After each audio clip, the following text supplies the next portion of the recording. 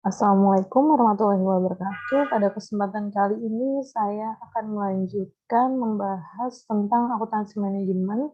Di sini saya akan menjelaskan bab mengenai informasi akuntansi pertanggungjawaban. Yang disusun oleh saya dan rekan saya Pak Yasin. Langsung saja, konsep dasar informasi akuntansi pertanggungjawaban, di mana sistem akuntansi yang digunakan untuk mengukur kinerja setiap pusat pertanggungjawaban sesuai informasi yang dibutuhkan manajer untuk mengoperasikan pusat pertanggungjawaban mereka sebagai bagian dari sistem pengendalian manajemen. Nah, di sini teman-teman bisa lihat sistem akuntansi pertanggungjawaban itu ada tradisional, activity based, dan sistem biaya standar. Di mana traditional responsibility accounting ini dia memfokuskan pengendalian terhadap konsumsi sumber daya oleh responsible manager. Jadi di sini outputnya sumber daya, di mana nilai sumber daya yang dikonsumsi merupakan biaya. Dari sumber daya ini kita beralih ke aktivitas atau biasa disebut dengan activity based responsibility accounting, memfokuskan pengendalian terhadap aktivitas yang mengkonsumsi sumber daya, di mana aktivitas mengkonsumsi sumber daya itu dihitung dari aktivitas produksi sampai dengan initial atau sampai barang itu diterima oleh konsumen.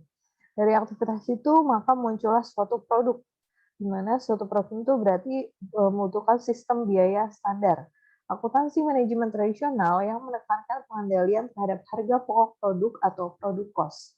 Berarti di sini produknya ini membutuhkan produk memerlukan aktivitas.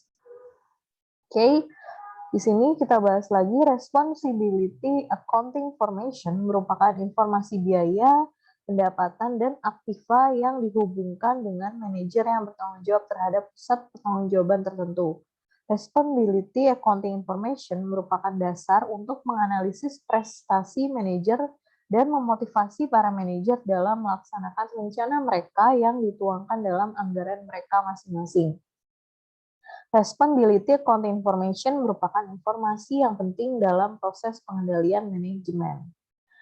Nah, penggolongan aktiva, pendapatan, dan biaya atau kita bisa singkat dengan APB dalam informasi akuntansi pertanggungjawaban berarti ada APB terkendalikan dan tak terkendalikan. Kalau yang terkendalikan ini berarti dapat dipengaruhi. APB dapat dipengaruhi secara signifikan oleh seorang manajer pusat pertanggungjawaban dalam jangka waktu tertentu.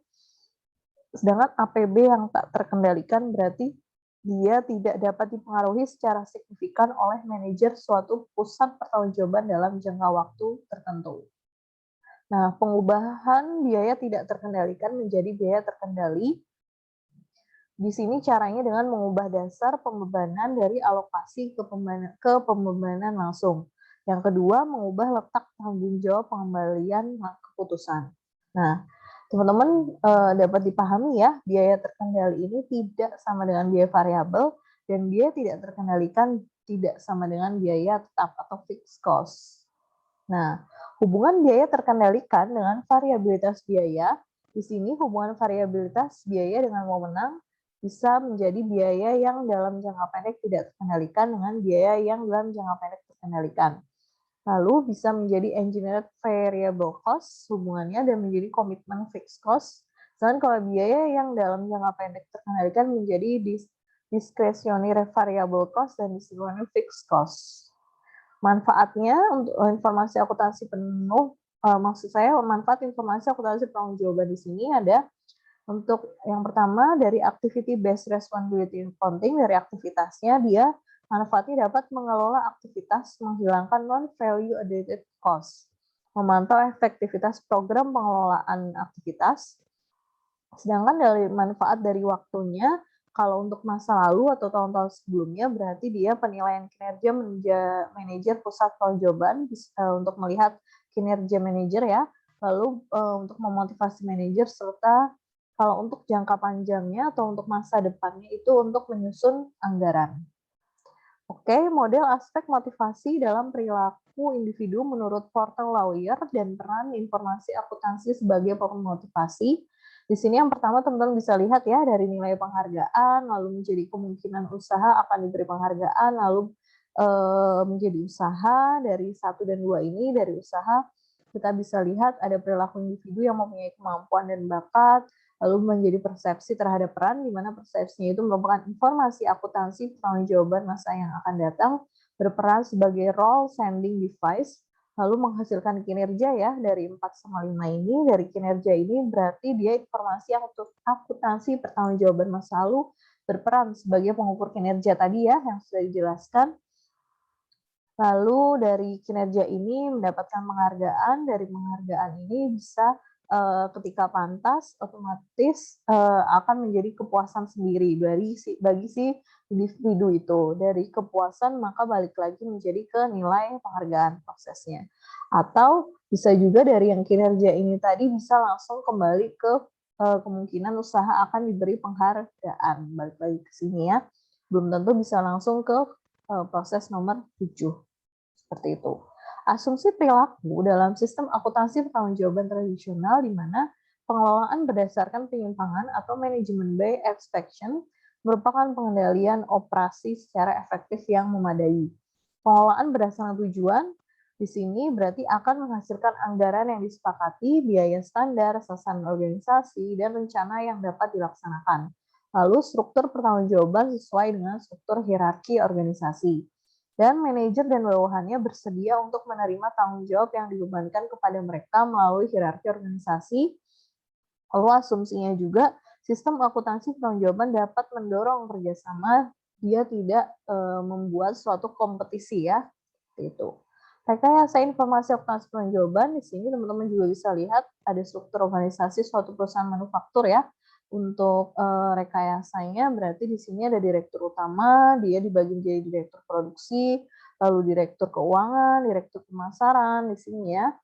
Lalu direktur produksi ini membawahi ini, direktur keuangan membawahi dengan ini, dan direktur pemasaran membawahi ini. Nah, format umum laporan pertanggungjawaban biaya. Laporan pertanggungjawaban biaya berisi informasi berikut. Ada nomor kode akun di sini ya, misalkan 111212, teman-teman bisa lihat. Lalu ada jenis biaya atau pusat pertanggungjawaban, berarti jenis biayanya ada ini, biaya terkendalikan, biaya tidak terkendalikan, lalu ada realisasi biaya bulan ini, realisasinya berapa, misalkan 10 juta, seperti itu untuk biaya merang, biaya reparasi misalkan 25 juta, seperti itu. Anggaran biaya bulan ini, anggarannya ya, yang per bulan berapa dianggarkannya, misalkan anggaran bulan ininya 50 juta untuk biaya merangnya, seperti itu. Ada penyimpangan, misalkan ternyata overload nih biaya merangnya tidak 10 juta, tidak sesuai dengan anggaran. Nah, ini kan berarti ada penyimpangan, karena anggarannya 50 juta, tapi penyimpangannya misalkan 55 juta. Lalu ada realisasi biaya sampai dengan bulan ini, berarti dari yang awal tahun ya sampai dengan bulan ini berarti bulan Oktober seperti itu. Lalu ada anggaran biaya sampai dengan bulan ini juga sama. Lalu penyimpangannya dari awal tahun berarti sampai dengan bulan ini itu ada berapa. Sedangkan kalau bulan ini berarti bulan Oktober saja, tapi kalau sampai dengan bulan ini berarti dari Januari sampai dengan Oktober seperti itu contohnya. Nah, gambar di samping melukiskan prosedur pengumpulan biaya dalam sistem akuntansi pertanggungjawaban yang menggunakan komputer sebagai alat pengolahan data akuntansi. Kalau ini udah sistem ya. Jadi misalnya dokumen sumbernya bukti kas keluar nih ya. Kita nginput orangnya dari bukti kas keluar, terus bukti memorial, terus kita bikin jurnal di mana itu ada cash distribution transaction file atau miscellaneous transaksi file kalau dari bukti memorial ya. Lalu dari situ dibukukan dengan buku pembantu atau subsidiary legender dari arsip, terus update arsip, terus diupdate lagi arsipnya, lalu kita run dengan sistem dengan print report, print langsung di print ya dari sistem, maka muncullah laporan pengendalian biaya, laporan kos produk, laporan kos penjualan, laporan rugi laba. Nah ini biasanya ada pada perusahaan-perusahaan yang sudah besar ya. Nggak mungkin dong sekelas kayak misalnya PT Indofood, Sampurna, dia kayak gitu masih manual, nggak mungkin. Jadi mesti dia membuat akuntansinya itu dengan sistem. Jadi sehingga bisa secara sistem print reportnya ini dari laporan pengendalian biaya, kos produk, kos penjualan, laporan laba rugi. Itu udah sistem semua. Nah, contoh kasusnya di sini Departemen Listrik menghasilkan listrik untuk memenuhi kebutuhan 2 departemen produksi A dan B kapasitasnya itu 180.000 kWh dan biaya produksinya itu 60.000 yang terdiri dari biaya tetap dan biaya variabel. Lalu kebutuhan minimumnya di Departemen A&B berturut-turut 50.000 kWh dan 30.000 kWh. Tentukan perhitungan pembebanan tanggung jawab biaya listriknya. Di sini ya, teman-teman bisa lihat alokasi biaya Departemen Listrik dapat dilakukan dengan 3 cara. Yang masing-masing cara dapat digunakan untuk memotivasi manajemen untuk berpartisipasi seperti terlihat dalam gambar. Ini ya, ada metode 1, ada metode 2, dan ada metode 3. Di sini tadi ya, biaya tetap 40.000, biaya variabel 40, jadi total 60.000, pemakaiannya itu 180, sedangkan kebutuhannya yang A 50, yang B 30, di total 80, berarti kapasitas pemakaiannya yaitu 100. Sebelum kurangi 80, 100 ya. Metodenya ada 1, yaitu pembenahan berdasarkan kapasitas pelayanan, berarti 50.000 ini, yang A dikali 80.000, totalnya dikali 60.000, total biaya produksi hasilnya sekian, lalu yang B juga sama, berarti 30 ditambah dengan 80 total ini, dikalikan 60 ini, berarti hasilnya sekian, sama dengan 60. Tapi kalau dengan metode 2, pembebanan berdasarkan kapasitas pelayanan dan pemakaian, berarti 50 dibagi 80 ya, totalnya dikali 40.000, pemakaiannya yang biaya tetap ini hasilnya sekian 25.000, lalu biaya variabelnya 20.000 dibagi 100.000 ya, total ini kapasitasnya hasilnya 0,020 yang A. Terus kalau yang B juga sama, teman-teman bisa lihat ini ditambahkan saja. Lalu yang metode metode 3, pembebanan berdasarkan pemakaian, berarti 60.000 ini ya dibagi dengan 180.000 dari ini kapasitas. Hasilnya sama. Oke, rekayasa informasi pertanggungjawaban dalam activity based responsibility accounting untuk memungkinkan manajemen melakukan pengelolaan aktivitas sistem akuntansi pertanggungjawaban harus memisahkan biaya penambahan nilai dan biaya bukan penambahan nilai. Pemisahan ini perlu agar manajemen pada perusahaan itu satu dapat mengusahakan perhatikan terhadap pengurangan dan akhiran menghilangkan biaya bukan penambahan. Lalu dia menyadari nih apabila misalkan ada pemborosan pada perusahaannya. Lalu dia juga manajer bisa memantau efektif nggak sih program pengelolaan aktivitas dengan menyajikan perbandingan antar periode. Kayak gitu. Oke. Terima kasih untuk atas waktunya dalam melihat video pembelajaran ini. Semoga bermanfaat. Apabila ada salah kata saya mohon maaf, dan apabila kurang jelas bisa melihat video pembelajaran yang lainnya atau dapat bisa mempelajari buku Mulyadi, buku akuntansi manajemen. Sekian, wassalamualaikum warahmatullahi wabarakatuh.